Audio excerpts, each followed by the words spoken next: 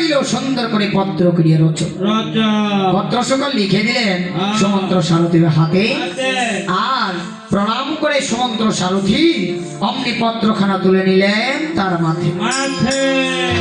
তখন সারথী মনের আনন্দে চলেছেন মণিগণকে নিমন্ত্রণ করিবার জন্য।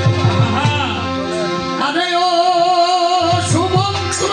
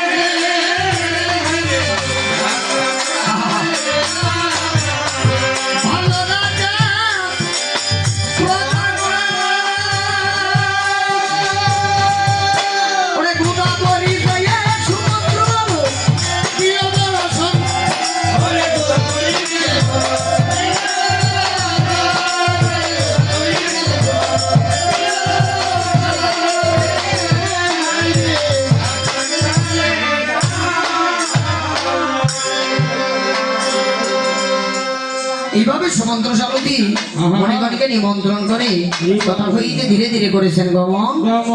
ওইদিকে বৈশিষ্ট্য মুনির সাক্ষাৎ দিয়ে দিয়েছেন পরে নিজ কুল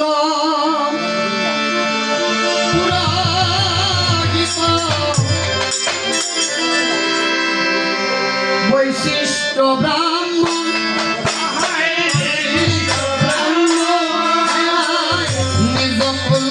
পুরোহিত বৈশিষ্ট্য ব্রাহ্মণ আমার মার খণ্ড কাকায়ন মণি ভূতাসন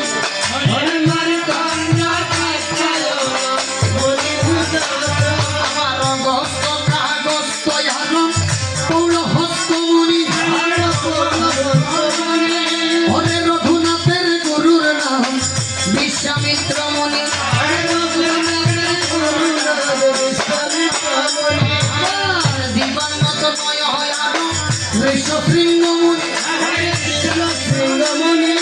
সেই মুনির জন্ম কথা অপূর্ব কাহিনী। আর সেই মুনির জন্ম হইল হরিণীর উদরে। হরিণীর দুটি সিং মাথায় উপরে। এই প্রকারে সাইকে হাত মণি নিমন্ত্রিত